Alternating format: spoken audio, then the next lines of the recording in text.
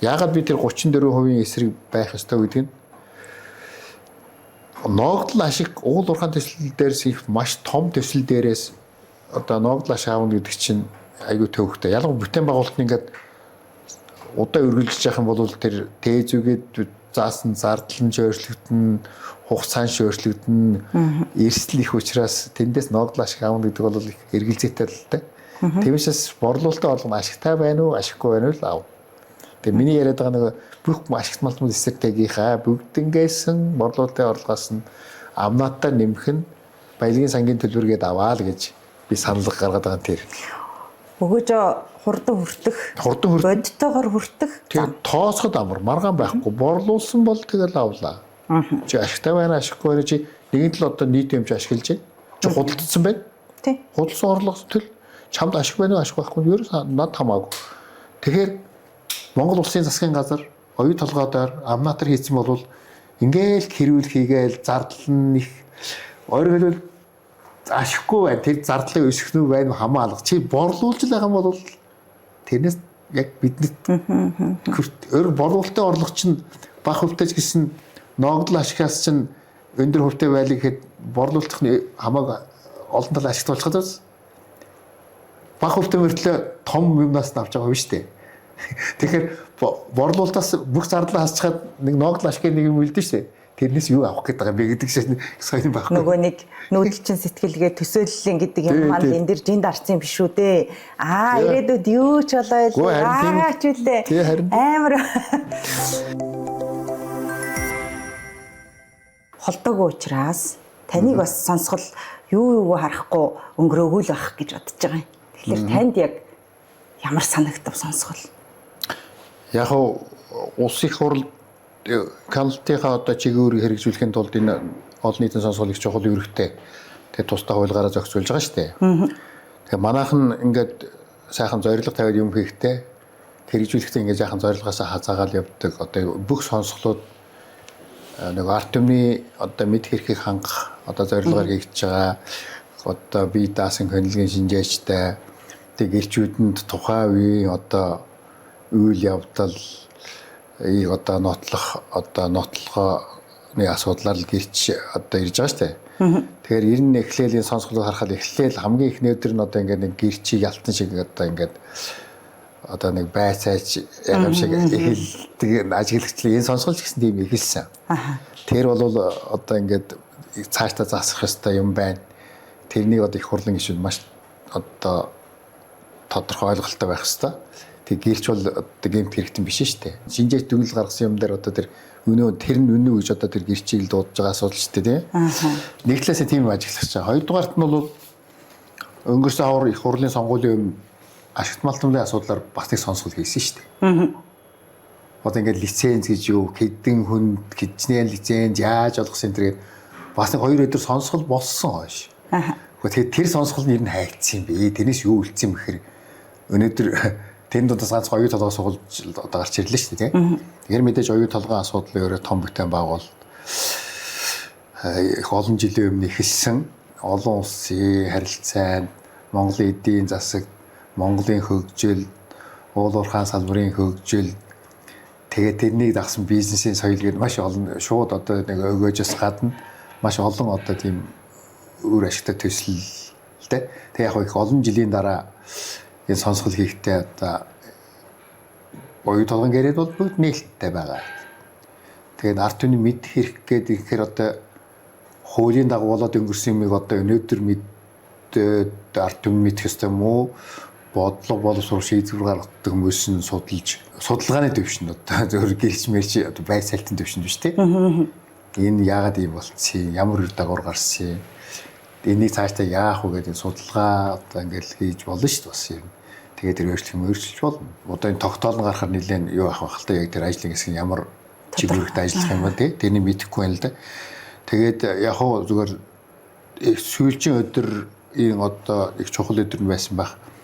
Тэгээд энэ дээр зээлийн хөв 34% зээлийн асуудал хамгийн сүүлд дээр зээлийн хөв тойрол дуслаа шүү дээ. Тэгээд тэрний цааны нэг болохоор 34 л одоо эзэмшил байгаа шүү дээ.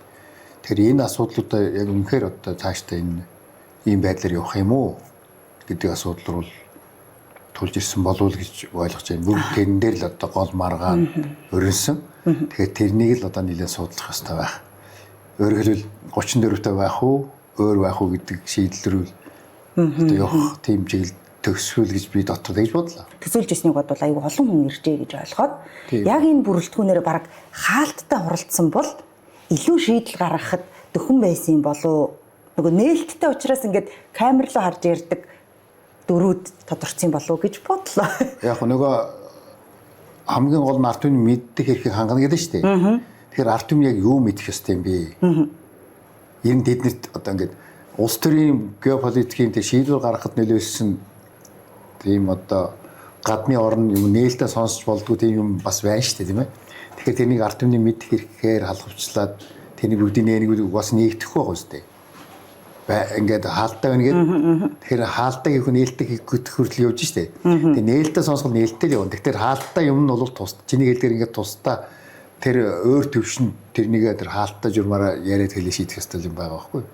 Энэ ширээний хоёр талд суудсан хүмүүс бол нөгөө эсрэг талын хүмүүс юм уу? Нэг нь нэгийгээ дийлэх ёстой.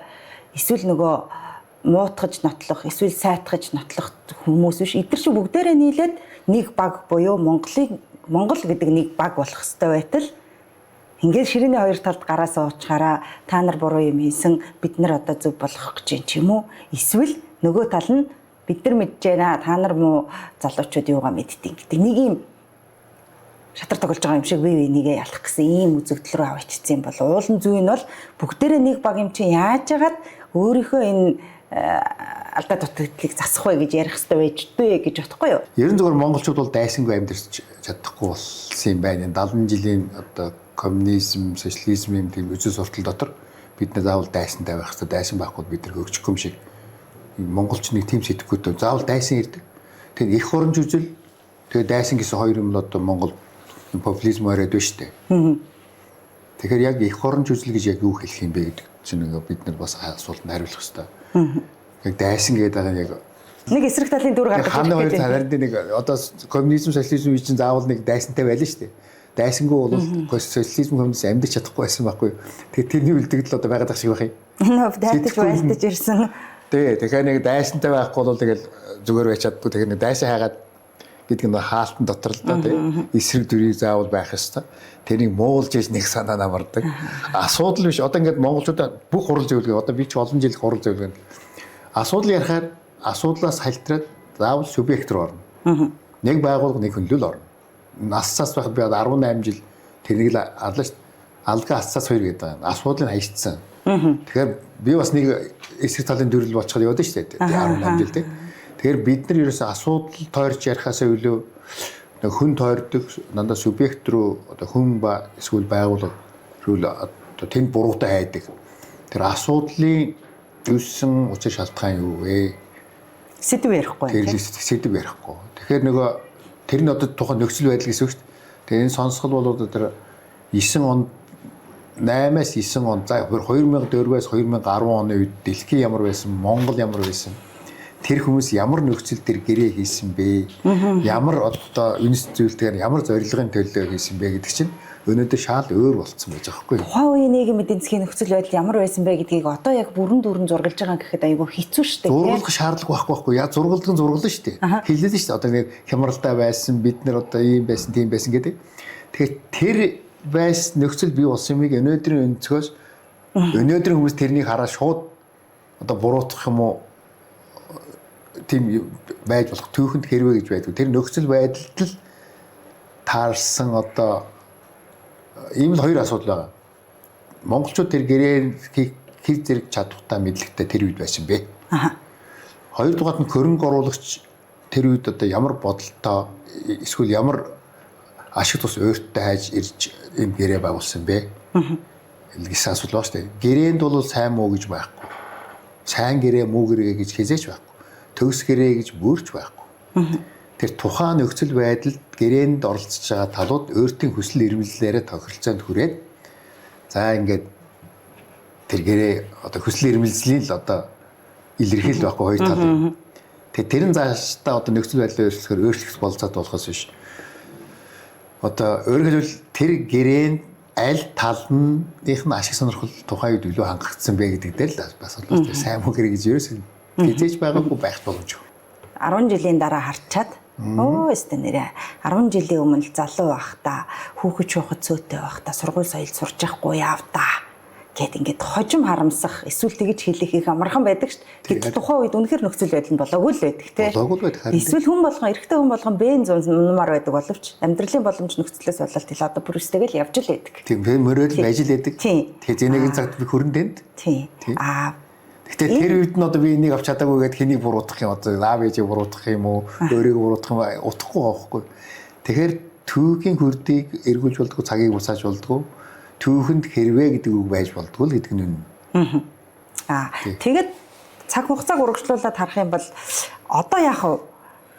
Их олон хүн өстө нэрээ ингэж өөрсдөө ачаа нэмж 34% эзэмшиж яхаар тухайн үед л татвараа ч юм уу нөгөө нөөц ашигласны төлбөр авах байсан гэж хэлж байгаа боловч 10 хэдэн жилийн өмнө яг эсрэгээр нь яриад жагсаал цоглоо хүртэл болоод чуулганы эндэр дээрээс янз бүрийн улс төрчдийн байр суурь гарч ирснийг магадгүй одоо их олон хүн мартсан баг.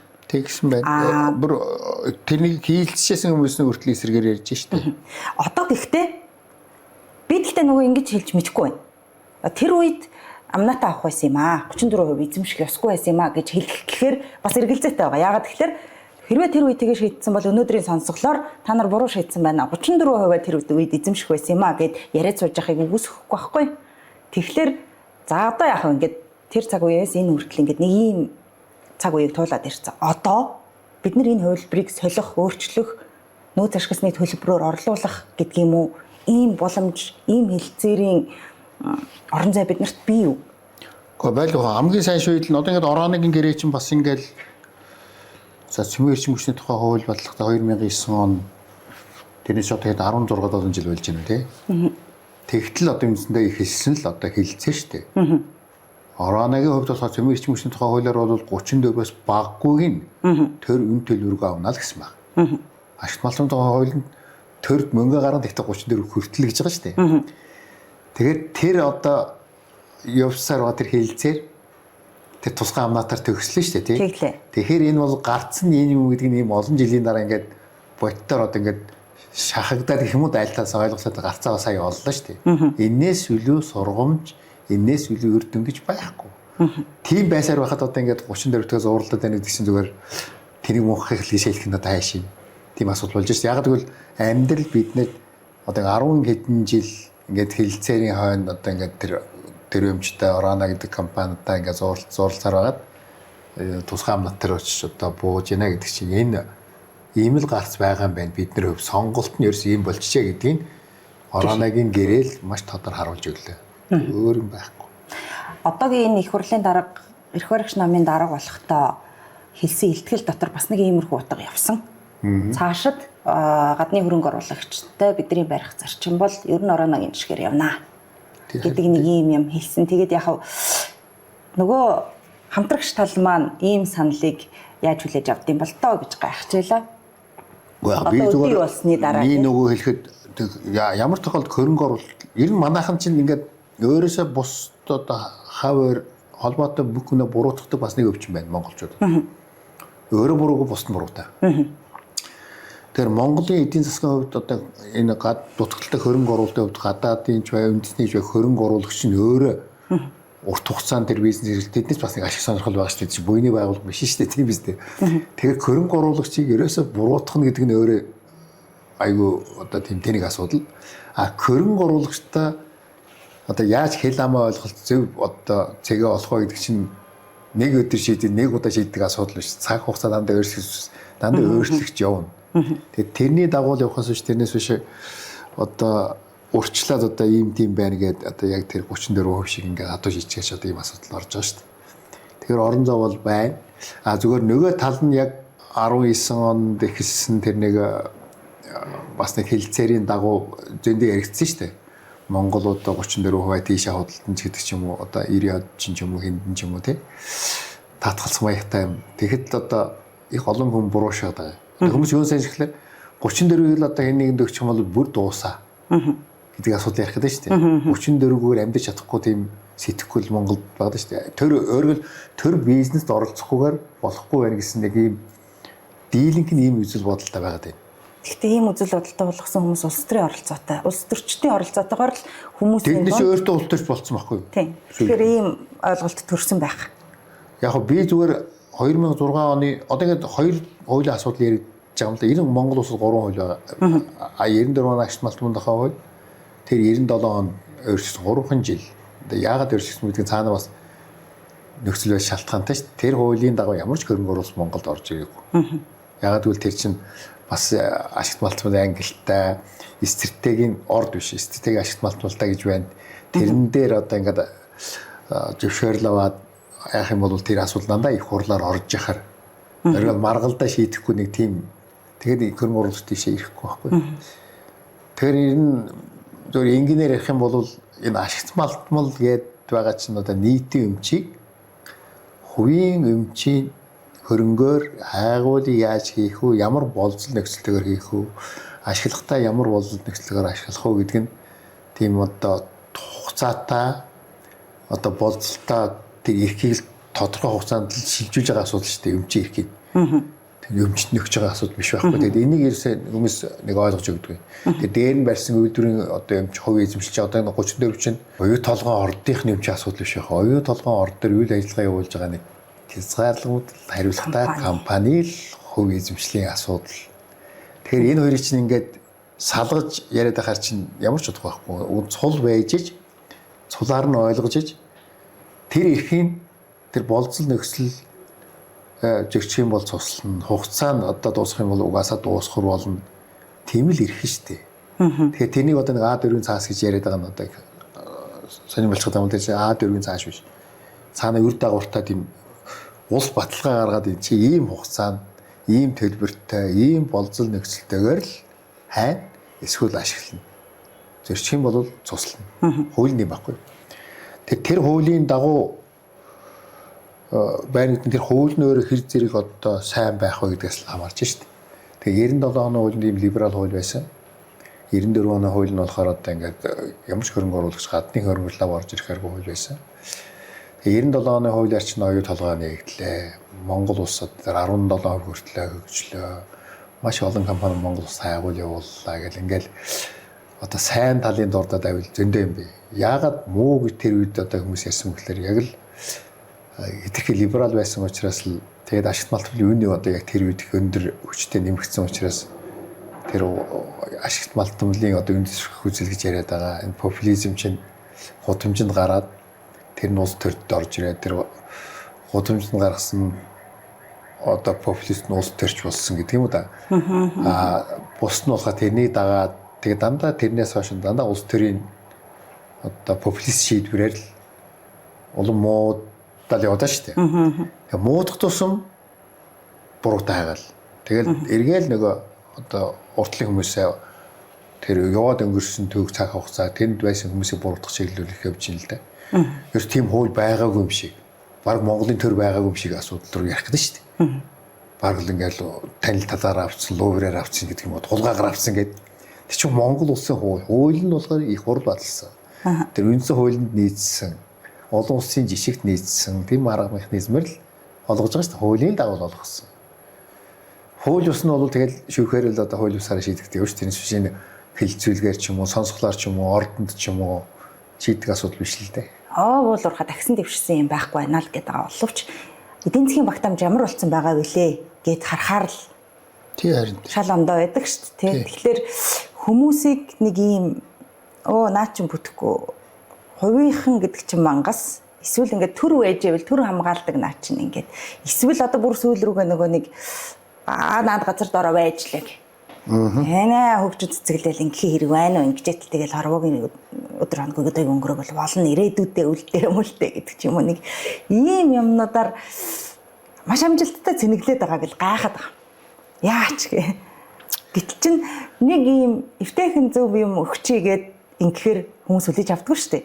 Тэгсэн мөртлөнгөөс ямар орон зайгаар хизээд нь огт мэдхгүй маш том салбар буюу уул уурхай эдийн засгийн гэдэг юм уу энэ агуулгуудыг ингээд сөргөөр найл хийгээд тархиндаа кодлцсон байт юм болоо гэж бодохгүй.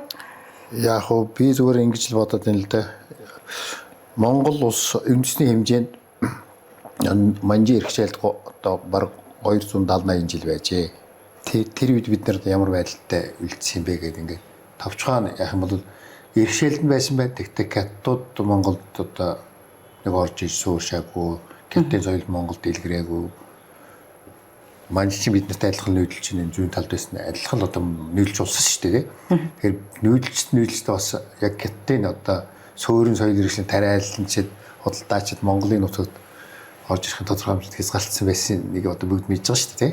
Визтэй ирдэг байсан жилийн хугацаатаа тэгээд Монгол их нар авчлахгүй, Монгол айл тонж болохгүй гэдэг ч юм уу те. А тэгтээ манжууд Монголыг хөгжүүлээгүй. Тэгтээ хятадын даралд оруулаагүй. За тэгээд бажитл одоо октоор хувьсгалтаа залгаад тэрнээс өмнө манж өрн өөрөө сөхрөөд дуусахад Монгол улс одоо анхудаа тусгаар улснаа богд анзаарлаа ш дэлхийд тийм ээ. 11 оны 12 сарын 29-нд. Тэрнээс хойш одоо ингээд үндэсний хэмжээнд ингээд улс хэмжээнд ингээд одоо бүгд мэддэг да данзан энэ тэр одоо ингээд Швейцар руу адил хөгжиж энэ тэргээд хөрөнгөний нийгмийг сонгох гэдэг ингээд байж исэн гэдэг чинь бид нэр феодализмоос социализмд л орсон байж тээ капитализмыг алгасан гэдэг том болсон. Түүгээ чинь тэгж алгасаж болдгүй мэн л гэдгийг л одоо харуулад байна. Өөрөөр тэр үндэст нь тэр одоо хөрөнгөний нийгмээр дамжиж хөдөлмөрийн үнцэн, мөнгөний үнцэн одоо амьдрал одоо зүгээр залах уу ч юм уу, халамж ч юм уу одоо тийм аль сайн муу юм байгаа.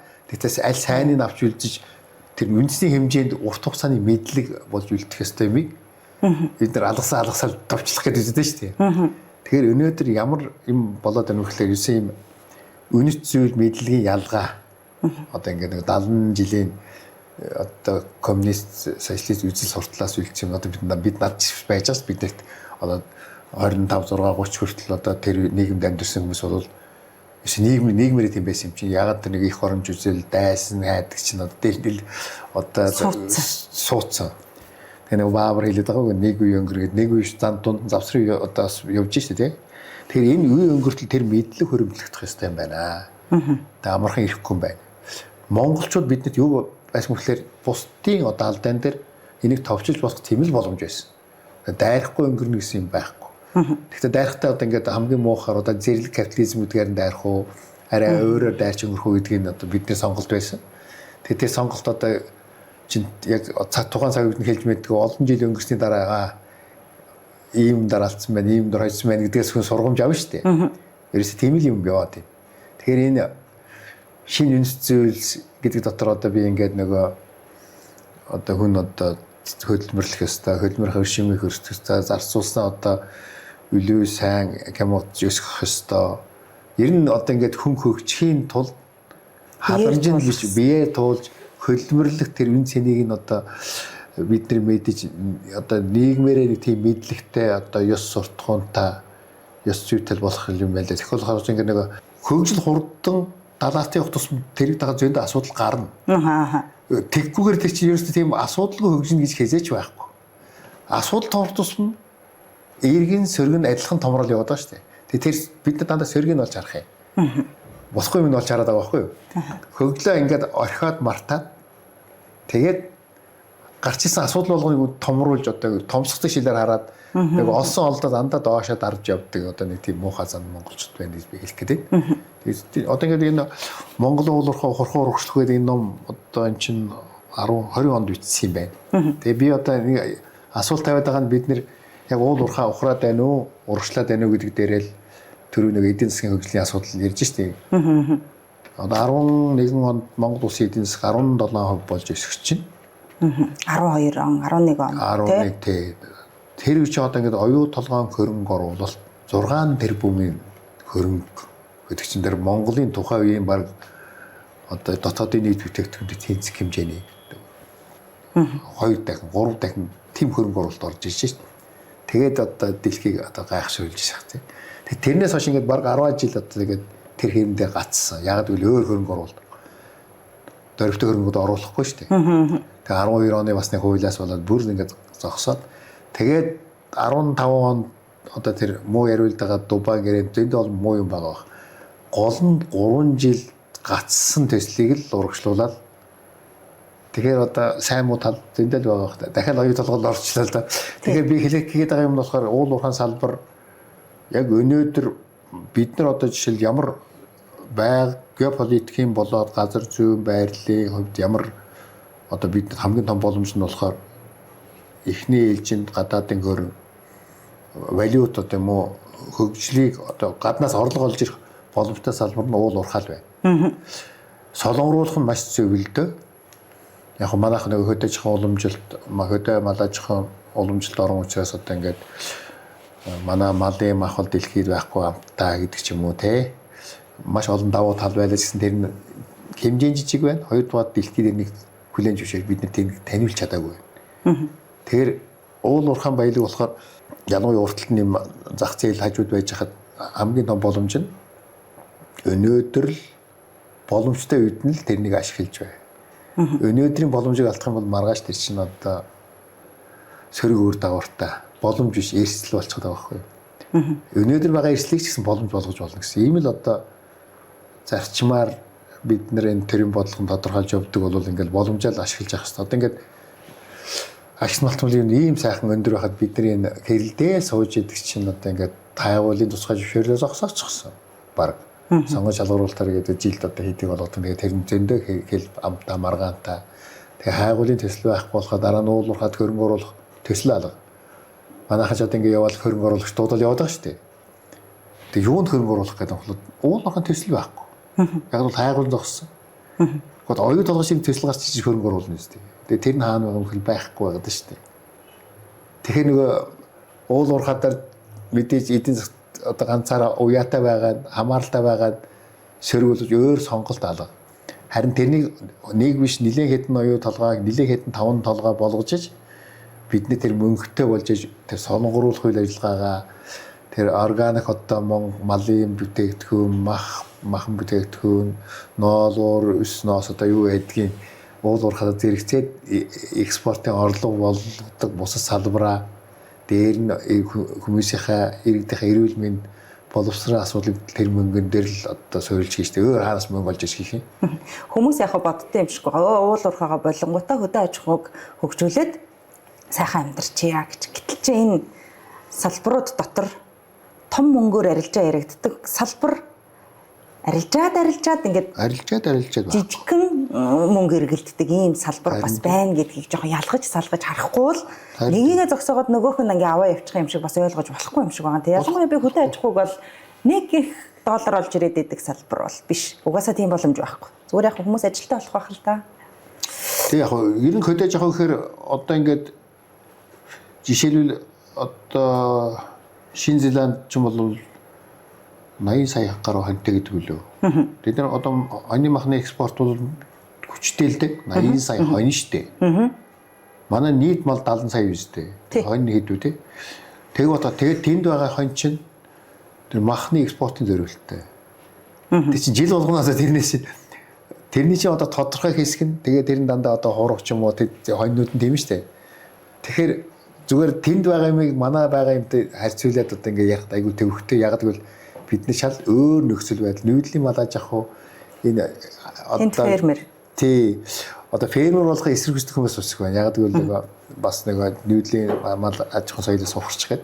Гэхдээ яг өнөөдөртөө бол эртээс уур амьсгалтай Монголд тэр ургамал бол одоо харьцангуй дэлхийг бодвол ургамлын аймаг энэ өвснөгөө бол цэврээр органикар байна гэж би хараад байгаа. Анх уул уурхай гэдэг сэдв гарч ирснээс гэдэг юм уу 90 он энэ нийгэм рүү шилжснээс хойш эдэр гэхээ болив. Таны ном бичигдснээс хойш ураг шагсан юм байна уу?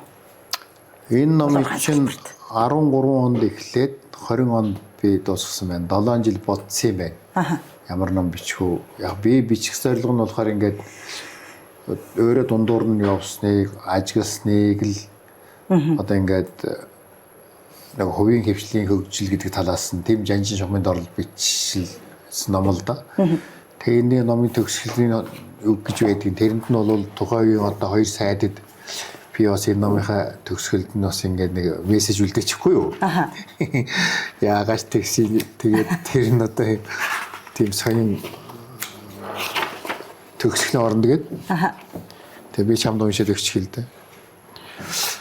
20 оны засгийн газрын гишүүн уул уурхайн үйлдвэрт олон жил ажилласан мэрэгсэн маркшэдэр сайд Ёндон Дэлхийн банкны уул уурхайн багт олон улсын томоохон уул уурхайн компани санхүү стратегийн зөвлөгөө өгч чиглэлээр ажиллаж байсан туршлагатай дэд сайд Бат найрамдал нар хайгуулын тусгай зөвшөөрөл олгох ажлыг эрчимжүүлэх, хил тод болгох, хулмаар хөрөнгө оруулалт татах, бизнес тааламжтай орчин бий болгож, урт хугацаанд тогтвортой үйлчлэх, шинэ ашигт малтмын тухай хууль боловсруулж батлуулахаа нийтэд мэдээлж ажлын хэсэг байгуулснаа зарласан завшаантай үед энэ номыг гаргаж байгаад их бэлгшээж байна гэх.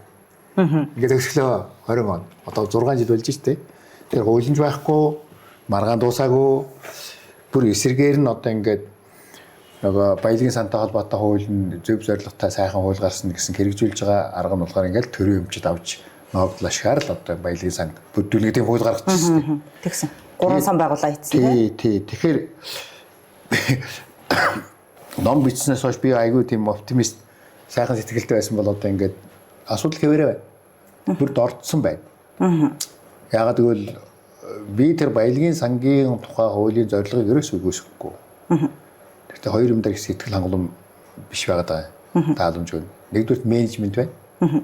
Мэргэсэн менежмент байх хэвээр. Тэр төрөөс нь байх хэвээр, иргэний нийгмээс нь байх хэвээр том төлөөлөлөндөө. Тэгээ энэ сангийн бүрдүүлж байгаа мөнгө өгч байгаа хүмүүсийн төлөөлөл одоо гурван талтай ч юм уу одоо тийм арай мэргэсэн менежменттэй байж юу зарцуулах вэ гэдэг одоо ингээд урт хугацааны бага өгөхтэй төсөл зарцуулж ерөөс болохгүй байхгүй юу? Эрсдэлтэй төсөл бүр болохгүй шүү дээ. Тэг баялагын сан чинь. Хоёрдугаар нь бүрдүүлэх асуудал байна. Юунаас бүрдүүлэх вэ гэдэг. Тэр стратегийн ашигт малтмалтай ач холбогдолтой ашигт малтмалын ордын дээр байгуулагдсан үйл ажиллагаа болж байгаа компани хөв хэмжээ одоо төр давж ногдол ашгаар одоо тэрнийг бүрдүүлгээд хууль гаргах шатна шүү дээ. Тэгэхээр ногдол ашиг нь хийзээ гарах вэ? Сонгодог жишээ сая сонсгол боллоо. Тэгээ харин сая том сонсгол том нэм. А бусад дээр одоо ингээд жагсаалтанд байгаа 20 хэдэн ордын чинь ихэнх нь одоо нөөцний орон нутгийн ордууд, нөөцийн дутуу, зарим нь ашиглаад дууссан. Гэхдээ тэндээс ногдол ашигаар ямар ч мөнгө авах болцоо байхгүй. Зарим нь одоо хүртэл байгууллагатайг уурхаа байж байна. Байгууллагатай хийсэн юм. Дахиад ногдол ашиг хийсэн юм. Тэгэхээр тэр зүгээр л энэ бүх ашигт малтмал стратеги Монгол хувьд. Тэг орд биш зүгээр ашигт малтмал болгоно. Тэгэхээр одоо ингээд нөөцний төв эрчим хүч ер нь Монгол улсын эрчим хүчний үйлдвэрүүдийг нөөцөөр хангаж байгаа нөөцний уурхаанаас бусад бүх уурхаанар одоо нэмэлт баялагын сангийн одоо нэмэлт хураамж төлөөл одоо борлуулалтын орлогоос борлуулсан байгаа бол тийм ашигт ашиггүй хамаагүй. Тэгж тэр сан бүрдэнэ үстэй. Тэрнээс биш ногдол ашигаас бүрдүүлнэ гэж яг тэрний төр аваад ашигтай ажиллуулна ч гэж байхгүй юм. Бүгдээрээ бэлтгэр хоёр нүдээр хараа суусгаж штэ тийм ээ. Улс төрчдөд байгаа юм уу нэг юм жоохон яазгүй юм бол уг нь аль нь зөв бэ гэдгийг мэдчихэдэг тэнтэр. Гэхдээ би энэ зөвийг гараа ярихаар олон нийт хүлээж авахгүй учраас гэт ингээ бурууг нь ярьчаад байт юм шүү. Уг нь энэ зөв л дөө гэд. Одоо тэгээд бас нэг юм танаа салбарт бас нэг асуудал байна. Өөрөө салбар дотор нь байгаа. Асуудлаа мэдж байгаа мөртлөнгөө өсөө дуурдгүй юу? Дуурдгүйгээс гадна дуурхаараа буруу дуурдаг нэг хэсэг байна. Уул нь олол нь за нэг мэрсэр ахмадууд одоо мэдгүй одоо ахмад настай хүний чинь мөнгө төгрөг авчаад ингэж яриад энэ да гэж хэлэх нь одоо хайшаа ингэхтэй. Яг өөрийнхөөсөө насаараа судалсан сурсан мэддэг юм аа. За яах вэ гэд ингэ залуухан сурвалжлагч хүүд буруу яриа сууж байгааг ганц нэг харлаа. Дээрээс нь энэ салбарт хариуцлагатай өндөр албан тушаал ашиж исэн одоо уул уурхаанд эцээд ч гэдэг юм. Тэгчээд ингээд гажуудуулаад ингээд ийш нь чирээд ээж болтго юм уу? Яг би наач бас хэд хэдэн тийм өнцөг харагдаж байна. Миний түрүү хэлээд байгаа ахмадууд бол одоо ингээд төвлөрсөн төлөвлөгөөд эдийн засаг нөгөө бүх юм төрд байсан тэр юм толгоос нь гарахгүй байна. Би тэрийг одоо ерөөс буруу шахахгүй байгаа юм. Тэр үзлээрээ яг манай салбар чинь хоёр хуваагдсан шүү дээ ахмадууд нь. Тэрний нэг жишээ нь би. Нөгөө жишээ бас 2 3 хүн байгаа. Хоёр юм ярьдаг. Би тэднэрт ярьдаг гэхээр за нэг бол бидний үзэл бодлын зөрөө байна. Та бол одоо ингээд коммунист үзэлтэй байж болно, би либерал үзэлтэй байж болно. Эсвэл та бол үндэслэх үзэлтэй байж, би либерал үзэлтэй байж болно. Гэхдээ асуудлаа ярья. Үзэл бодлоо орхиод зүгээр ингээл хэлцээл одоо юу гэдэг. Тийм тохиол хүртэл хийж явуулаа. Асцааст байхдаа. Тэгэхээр тэр хүмүүсийг үнэхээр буруутгах болохгүй байна. Яг л тэр хүмүүс ихтэй сургууль хичээл зааж байна. Шавнэр нь одоо бас залуу одоо коммунистүүд төрөх гэдэг шүү дээ. Төрүүлж шүү дээ гэдэг утгаар нь ярих гэдэг шүү дээ.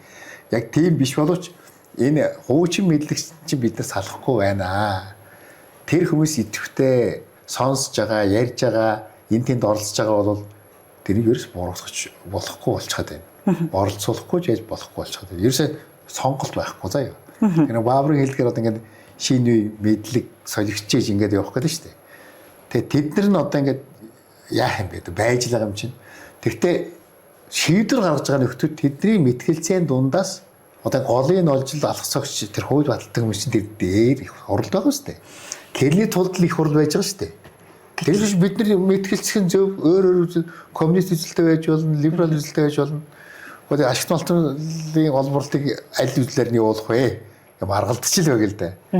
Тэгээд тэр их орныхаа эрх ашигыг бодоод тэр бодлогын яамд боловсруулаад тэн дээр энийг хагалдаг хүмүүс нь их хурлын шиг байхгүй юу? Тэгэхээр их хурлч нэг зоолонтой болчихно. Яах вэ?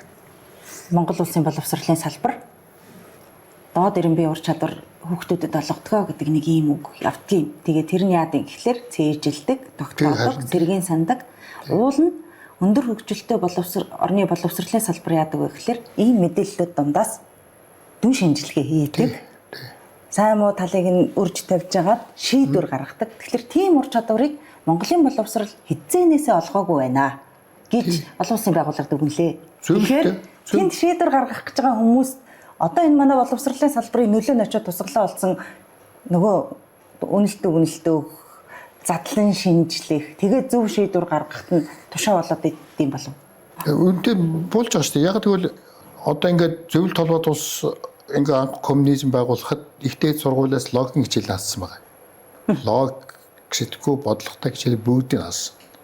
Яг л үзэн суртал логик сэтгэлгээд байж болохгүй байхгүй юу? Олон ургуулж байж болохгүй. Тэгээ 70 жил тэгээ явцсан гэж одоо логикийн хичээл ордгоо учраас дэлхийд төгс хүн үйлдвэрлэхийн тулд боловсрол нь бүх юмыг мэддэг, чэйжилдэг, өөр арга сонголтгүй нэг тийм боловсролын систем явчихж штэ. Тэгэхээр тэр логик сэтгэлгээ гэдэг чинь ингээ олон мэдээлэл дундаас анализ хийдэг тэр сэтгэлгээг хөгжүүлэхгүй хөөгдөд гэрийн даалгаврыг олон ясч тэгэл авчрал нөгөөдх нь чэйжлүүл ингээл зүгээр одоо нэг юм чэйжилдэг одоо тестийн шалгалт гэсэн одоо ингээ бингод гэдэг чинь өөр логик бодлого асуулт хариултын тест нь бага. Тэг тоо моо чэйжилдэг тестүүд нэг сая аюу ур чадвар чэйжлэх ур чадвартай ном чэйжилдэг хүмүүсийг л одоо бэлдэх гэдэг нь шүү дээ. Би зөвөр бүтэн бичгэлэг. Тэгэхээр тэр логик сэтгэлгээ гэдэг юм чинь тэгээ хассан юм байна. Тэрнийг бид нэр автсан юм байна. Тэгээ гор нь одоо гарч байгаа юм байна. Одоо гор нь одоо гарч байгаа юм байна. Энэ дээр дөрвөлтэй өөрчлөлт хийж чадахгүй байна. Сэтгэлгээ чинь олон янз байна. Бид нар догматик сэтгэлгээтэй юм уу? Тэгвэл энэ чи одоо ингээд суурин сэтгэлгээ, суурин одоо суурьшлийн сэтгэлгээ, нүүдэлчийн сэтгэлгээ бас тустай байна. Тэгээ дараа нь догматик сэтгэлгээ, логик сэтгэлгээ, аналитик сэтгэлгээ, шүүмжит сэтгэлгээ нэг олон янзын сэтгэлгээний хэв маягуд байгаа шүү дээ. Бид нар дотор юу занхилж яах вэ гэхээр нүүдэлчийн сэтгэлгээ, догматик сэтгэлгээ хоёр занхилчихгүй юу? Нүүдэлч бол биднээс уламжилж авсан. Тийм задгаа сэтгэлгээтэй гэдэг юм уу да. Их өөр сэтгэлгээ усан тусаар яг л байгаль зогсож амьдэрдэг учраас маш хурдан тэр сэтгэлгээ өргөл сэтгэлгээ гэдэг нь хүнийг шийдвэр гаргуулж байгаа одоо юм одоо явж штэ. Тэгэхээр нүүдэлч одоо ингээд маш огцом хурдан гинт цас орно. Гинт цас орно зуд болно. Тэгэхээр ингээ айгүй дасан зогцоход юм хурдан богино одоо сэтгэлгээтэй асуудлыг одоо центогын хэлдгээр цугл шийддэг ус цухтаж зайлж асуудлыг орхиод асуудлыг газар дээр нөрхөө явдаг.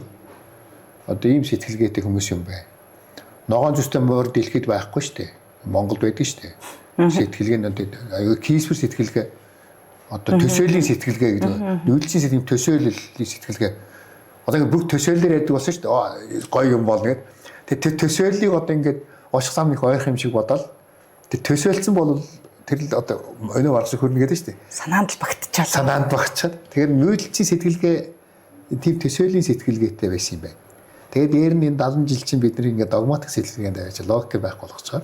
Тэгээд өнөөдөр бидний байж байгаа нь одоо энэ боловсрол нь тэрнийг арилгах чадахгүй байна л гэж боловсролын тогтолцоо гэж бодоод тахгүй. Би таныг ирнэ гэж бодоод интернет тугсан чи 15 оны ярилцлага байна. Ер нь бол энэ хоёр юм хүсэж байгаа. Манай салбар гэдэг. За нэгдүгээрт нь нөгөө нэг бодлогын тодорхой байгаа ч уул уурхайн салбарт баримтлах бодлого, төрийн бодлого тодорхой байгаа ч гэдэг нэг ийм юмыг бид нар хүсэж байгаа. Хоёрдугаарх нь тэр тодорхой бодлого нь доктортой байх хэрэгтэй байна. За тэгээд гадны хөрөнгө оруулагчдыг татах нь бидний зорилгоо гэдэг нэг ийм л юм ярьсан байгаа энэ тэр ярилцлаган дээр.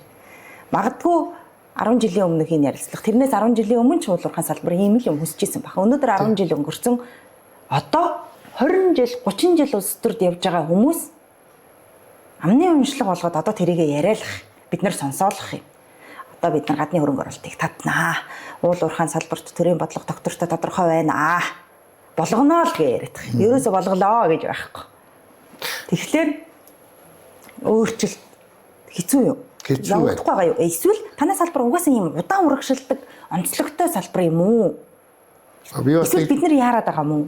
Одоо би бас өөрөө гайхал одоо чив тэр энэ ухархан урагшлах уу гэдгээ би одоо ингээд энэ хоёр дахь номын одоо ингээд утахгүй гэдэг жишээ нь зогсож гэнэ үү гэж бичдэг юм билээ гэж бодоод би ингээд өөрөөс бас асуугаад штэ бид нар яагаад ингээд ийм байгаад байна гэхээр миний төрөв чинь хэлээд байгаа нь одоо ингээд нэг мэдлэгийн ялгааны төвшин сэтгэлгээний ялгааны төвшин бид нэр одоо ингээд энэ хөрөнгөний нийгэм гэж яриад байгаа нь одоо зах зээлийн эдийн засгийн арга механизм өөрөөр одоо төр шүтдэг одоо төр болоод мэдээж одоо Монголын төвхөнд одоо Чингисийн үед одоо ингээд эзэн хаан төртэй байлаа. Манжид одоо эзэн хаан одоо гүрний эрхшээл бас явлаа. Дараа нь социалист төртэй байлаа. Тэгэхээр чинь босоо удирдлагатай төр гэхэр нэг л юм ойлгож штэ. Тэнгэр байна эсвэл хаан байна. Гэтэл арчилсан нийгэм чинь төр гэдэг чинь өөрөө 3 салам өчртэй. Ганц биш болчихгүй юу? Хууль тогтоох хэрэг мэдэл, гүйцэтгэх хэрэг мэдэл, шүүх аль нь төр юм бэ? Гуруулаад байж төр.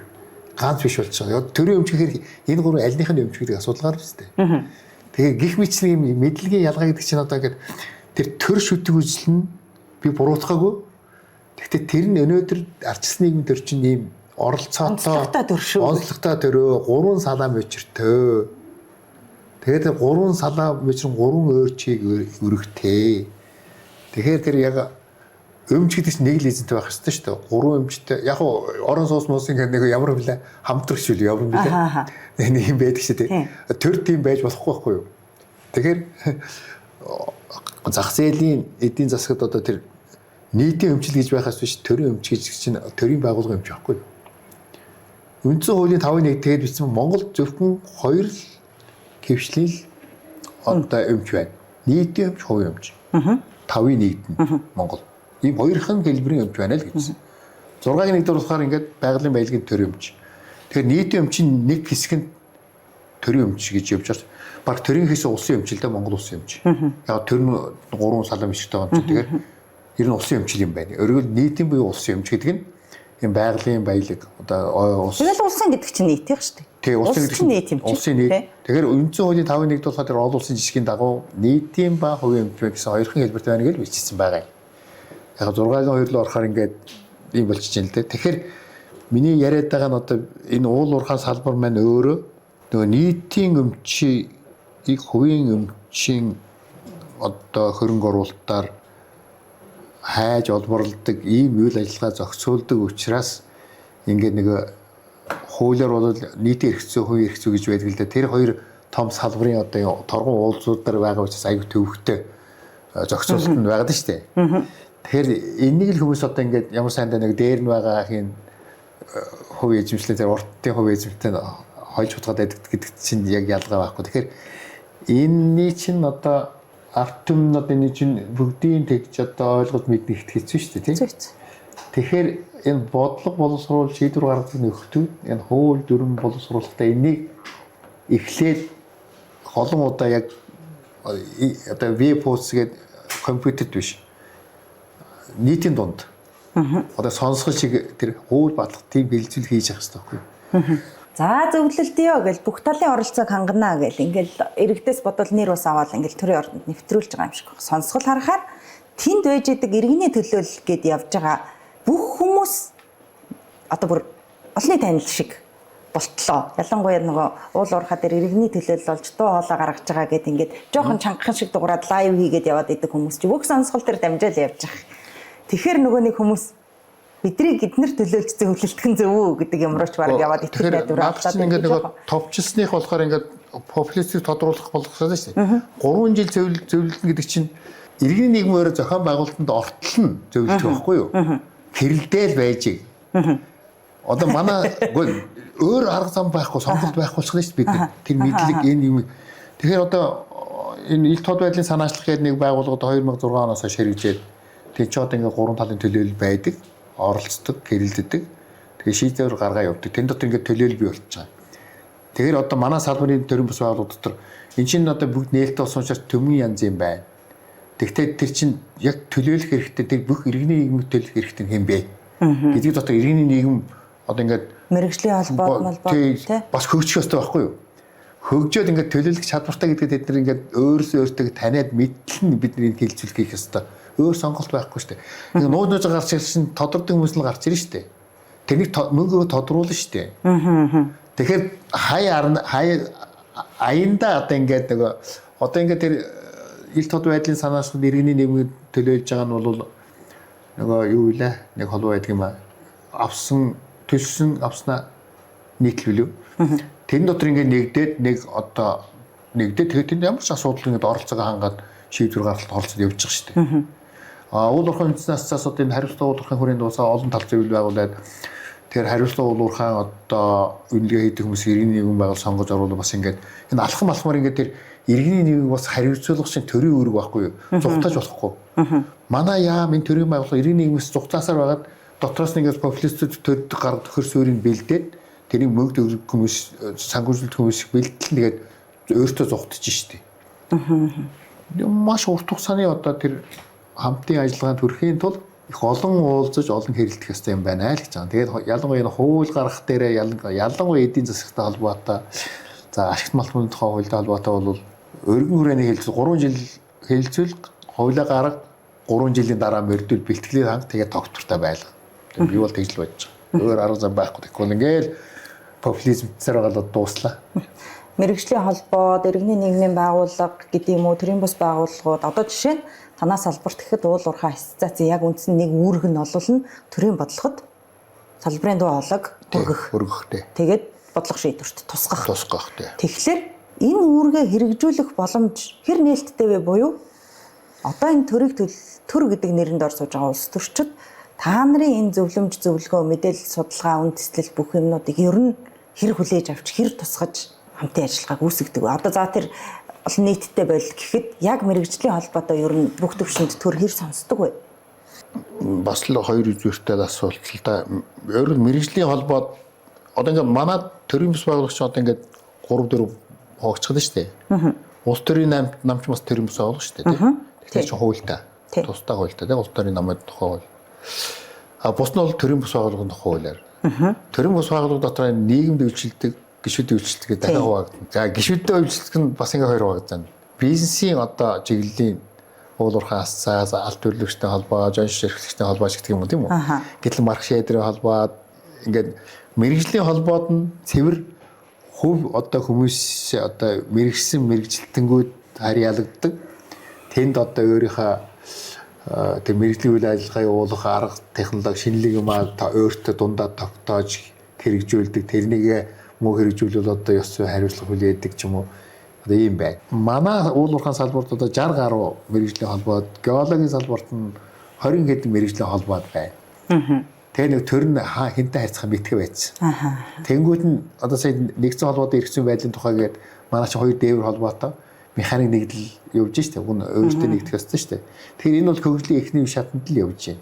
Тэгэхээр эдгээр ч гэсэн одоо манай салбарын мэргэжлийн холбоод, бизнесийн холбооч гэсэн хөгжлийн өндөр төвшөнд очих хэвээр, иргэний нийгэмд бас тэр төвшөнд очих хэвээр. Тэгээ дээр нь төр талдаа улс төрийн намууд энэ одоо төрийн одоо бодлогын яамдууд хэрэгжүүлэгч агентлагууд бас ингээд мэрэгсэн буюу одоо мерит зарчмаар одоо ингэж нөгөө тогтвортой ажилдаг дахиад 20-30 жил хэрэгтэй юм шиг байна шүү дээ. Харин. Тэгэхээр одоо их л яарч байна бид нэр. Тэгээ яараа сандраад одоо ингээд түүх юм хийж их л удааг ярилцаж хэлцэж зөвшөрөх юм шиг байна надад гэж бодохдоо сүүлийн үед тийм л бодол төрчгээд байгаа юм ингээд хэтэрхий олон намтаа хэтэрхий олон иргэний нэгэн байгууллагатай хэтэрхий олон одоо бизнесийн холбоод мэрэгжлийн холбоотой байна. Хэтэрхий олон телевизтэй ч байна, соёнтойч байна. Олдохороо өлтөн гэдэг нэг үг бий тий. Тэгээ одоо ингээд тооноос одоо чанар шилж энэ бол их удаа явж ийн л да. Тэгээ одоо өөр сонголт алга. Тэгээд механикаар одоо ингээд хууль гаргаад ингээд зохицуулна гэхээр шүү дээ. Нөгөө яам агаадлыг төрийн байгууллага хамааралтай ингээд хэсэгүүлэх хүмүүс арай бутаасаа даваа ирэх гэдэг шүү дээ. Сонгогдох хэрэг нь. Тэгэхээр өөртөө л одоо учруулах ёстой. Тэрнийг харин төр бол хуулиар биш өөр аргаар одоо хилцүүлэх гэх маягаар нийтэд бүгдийг өөрсдөд нь бүгдийг таниулах маягаар чи зөв уухгүй л ажиллаж хөрнө шүү дээ. Нэгэн тал одоо ингээд 20 30 жил 50 100 жилээр бусад одоо ижил төстэй чиг баримттай нийгэмс хоцорсон улсын хувьд бол тэгээд нэг боловсролын систем гэдэг. Хүнд асуудал. Таны номны 2 дахь хэвлэлийн ажил хэр урагштай явж байгаа? Та ер нь шуударч орсон байна уу? Яг орж байгаа зогсчлаа тэгээд бүтэн өөрчлөлт цаашаа юм. Тэгэхээр би зүгээр энэ чинь одоо ингээд нэг хэсэг нь ингээд ярилцлага байгаа юм ингээд 2005 оноос хойш өгсөн соёнд өгсөн бүх ярилцлагууд байдаг шүү дээ. Яг тухайн сэдвтэй холбоотой ингээд тийм их ярилцлага байсан би өөрөө санзаараагүй хэвлэх нэрээр ярилцлага аваад байдаг. Тэгээд цуглуулсан чинь ингээд энэ номын тал боллоо л да. Би 2 дахь оног дээр ярилцлагыг хасаад. Тэгээд энэ бичсэн юм чинь одоо ингээд нэг юм засгийн газрын их хурлын мэдлэгээр ингээд бүтцд оруулаад хийчих. Тэгэхээр би урталт нэг том бүлэг нэмээд тэр нь болохоор ингээд урд нь бичсэн юм ингээд нэг хөгжлийн одоо гадна одоо ямар хүчин зүйлс нөлөөлсөн яг хөгжил эхлэхэд нь өөрнөхт нь том амжилтанд хүрэхэд нь дотоодын ямар хүчин зүйл нөлөөлсөн саарх үед нь одоо яг гадаад хүчин зүйл нь ямар байсан дотоод хүчин зүйлс нь ямар байсан одоо бид цаашд ямар боломж байна гэсэн ийм 3 хэсэг чим 4 хэсэг таслаж энэ номыг одоо урталтан жаах ингээд хөгжлийн одоо хүчээр шалтгааны үүднээс нэг юм хэтгээд бусдын одоо хэвлэлдэгсэн асаад үлдээч гэж бодоод тэг эхэлсэн байгаа. Гэхдээ бас жаахан энэ хилцүүлэг одоо ингээд нэг жаахан юм зүгшрэхээр нэг бичихээр чи ингээд ерөөс зүгсэрч өгөхгүй хэрэлдээд байх юм. Тэгэхээр одоо бас тэгтээ яг би чинь тэгтээ ер нь эхэлсэн тэгтээ хажуугаар бас ингээд жижиг сажиг нэг зарим нэг компани зөвлөх болоо шинтер гэдэг ингээд тэг яг сайхан эхлээд компьютер дэлгээд нэг 2 хуудас явж яатал ингээд зогсчлаа. Тэгтээ хийнэ. Хийх ажил мундахгүй байна те. Тэгээд таныг харин яг хуулиар сурыг гэт. Энэ хэдэн он бэ? Та хизээ хаан сураад яагаад ер нь тэгтээ хуулиар сурах ёстой байна гэж ер нь яагаад бодсон яах? Тэг энэ ашиг малмын тухай хуулиар түрүү ясээс нэг манай хэдэн докторууд одоо бид нар нэг хэсэг хүмүүс хоорондоо ингээд ашиг малмын тухай хуулиар дандаа хэрүүл хийж явдаг хоорондоо. Тэгээд нэгж хуульч тэнд оролцдог л байсан байхгүй да. Гэхдээ хэдэн техник хараацуулын ашиг малмын тухай хуулиар хэрүүл хийгээл ингээд сайн муу гэж хэлдэг юм. Тэгвэл манай тэр хэлдэг нөхдөж одоо би хуульч гэдэг. Хүчээ хийсээ хуульчулсан гэсэн. Би энэ хуульчийн сургуульд одоо нэг ойрын ангид ичнэ ангид сураад хуульчулсан. Гэхдээ ямар ч би одоо 94 оноос хойш л зөвхөн ашиг малмын тухай хуулиар л одоо ингээд 20 гаруй жил л одоо ингээд ноцолдоод явж байна. Тэгэхээр чиний тэр хуульч чинь ямар юм гэдэг би бол яг одоо зүгээр хуулийн сургуулигаар хуулийн орчуулж уншиж хэлцээр одоо ингээд яг нэг хуулиар баг мэрэгч явна гэдэг гэж хэлчихгүй юу. Тэгээ 2009 онд тэр шийдвэр гаргалаа. Тэгээд 2 бодлоо. За нэгдүгээрт нь хууль зүйн сургуульд нараад тэр хүмүүстэй адилхан хуульчулж тэд нартайгаа мэтгэлцээ. Хоёрдугаарт тэтгэвртэй гараад ирнэ зүгээр миний одоо хийх ажил зөвлөгөө айгуул өмгөөлж хийх асуудал одоо захиргааны хэрэгэн шүүхмээр байж магадгүй гэж удаад 9 онд одоо ороод 12 оны хагасд одоо энэ хууль зүйн нэмд орчин хэлдэг TMC-г төгссөн л дээ. Гэхдээ миний бие даалтын ажлын дотор байдгийг. Би бол дандаа л тэр нөгөө одоо хуулийн асуудлаар яг ашиг малтмалтай холбоотой гадна дотны хуулийн ийг л одоо харьцуулсан судалгаа маягаар л хийгээд тэгээд би юу ажигласан гэхээр яг хөө зүгээр манад нөгөө төлхөө одоо эрүүгийн хууль захиргаа эрүү иргэн Тэгэхээр бизнесийн ингээд нэг дөрвөн том чиглэлээр ингээд мэрэгшүүлж байна. Гэхдээ яг газрын эрх зүй гэдэг дотроо л одоо энэ ашиг малтын тухай хууль багтаагаа явж бол тусна одоо тийм хүн бэлддэг юм байна. Тэгэхээр одоо энэ хэрэг маргаан чинь одоо ингээд 2006 оны захиргааны хэргийн шүүх байгуулагдсанаас хойш захиргааны хэрэг дээр энэ ашиг малтын лицензтэй холбоотой цуцлахтай сэргээсэнтэй холбоотой ер нь маш их олон маргаан явж байгаа юм.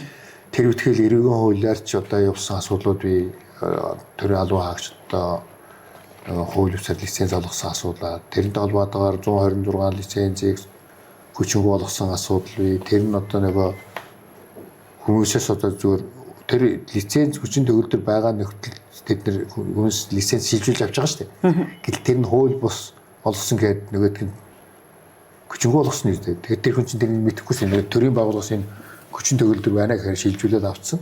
Тэгэхээр нэг өдөр ой наадах чинь одоо албан тушаалт нь одоо буруу болгосон байна гэдэг. Тэгэхээр тийч айгүйх мөнгө төгрөг зарцуулсан. Тэгэхээр эрүүгийн хуулийн юм процесс юу болсон гэхээр лицензийн хүчин болгосон нөгөө хүн шийдэхээс гадна. Миний ойлгож байгаагаар бол тэр эрүүгийн хуулиас салгаад иргэний хуулинд одоо чи одоо нэг хулгай морь худалдаад авцсан хүн байдаг шүү дээ. Хоёр тусдаа хуулиар шийдэх. Хоёр тусдаа хуулиар шийдсэн. Нэг нь эд хөрөнгөөр хохирсны нь бол тэр хохирол нь бол иргэний хуулиар явах хэрэгтэй байхгүй юу? Тэгээ салгахын оронд ингээд шууд хүчингүй болгосныг тийм хуулийн практик энэ төр байгаад байгаа юм л та. Тэр мөрнийг харахаар одоо ингээд эч одоо лиценз гэж юу юм ер нь одоо ингээд энэ анхан шатны одоо олон улсын энэ ашигт малтын тухай ижил төстэй зах зээлийн орнууд байдаг тодорхой ойлголтууд байна. Энэ нэг том ойлголт энэ хуулийн заавал хэрэглэж явах. Тэр нь Монгол бас байхгүй. Тэгэл хуульчийн сургуульд ороод 2.5 жил тэгэл одоо тэр дандаа тийм одоо ашигт малттай холбоотой бие даалтын ажлыг өөрөө багшаасаа одоо гойж авч бичсээр байгаа. Тэгэл олон хуудас бичсэн. Гадны жишг материалууд орчуулна гэснээс таныг сүүлд бас хэлд нэмж сурсан гэж. Хэлж явах вэ? 88 онд Эрдэнэт би одоо 80 оноос 90 он хүртэл ажилласан шүү дээ. Тэгээ яг энэ зах нөгөө өөрчлөн байгуулалт явж байгаа чинь дээр үж англи хэл хараатай байсан юм байна. Ер нь барагта. Тэгээд нөхрөө дагаад Эрдэнэт очсон нэг англи хэлний багш тэр дулаарлын үед ГОК-ийн одоо Эрдэнэт үйлдвэрийн эвлэг хорооноос англи хэлний сургалтын төв дээр зохион байгуулна гэдэг. Тэнд одоо сонирч байсан юм байна. Англи хэл сурна гэдэг тэнд нэг байж байгаад 90 онд яамнаас энд нэг юу яасан. 2 сарын сургалт зохион байгуулаад тэрний дараа Японд очоо одоо Япон англи хэл сураад гэх юм уу та. Тэгээд Төв аймгийн заамарт баахан Америк улсад ажиллаа. Тэгээд их нас өндөр болсны дараа англи хэл одоо ер нь активын айгуу баг хугацаатай практикаар нэлээд яасан л да. Тэгээд орчуулга их хийсэн юм байна. Энэ хоёр хууль 94 оны ашигт малтын тухай хууль 97 оны ашигт малтын тухай хууль чинь хоёулаа Дэлхийн банкны зөвлөхийн англи дээр бичсэн хуулиуруудыг орчуулж Монголд яасан шүү дээ. Хоёул ингээд орчуулахад оролцсон. Голлож. Хэл бол одоо тэр биднэрт урд нь олж авч чаддаггүй байсан тэр англи хэлийг ярьж байгаа. Тэр мэдлэгийг олж авах хамгийн том их юус болж байгаа даа. Яг л дэлхийн одоо бүх одоо мэдлэгүүд чинь ер нь голдуул англи хэл дээр л одоо байгаа шүү дээ. Худалдаа тий бүх юм тий. Ер нь дэлхийд одоо ашигт малтмал лиг ашиглах асуудлаар хамгийн анх хизээ эхэлсэн бэ гэхээр баг 2000 жилийн Ором гэдэг улс чинь нэг одоо хот улс байлаа шүү дээ. Парламенттай хаан байхгүй.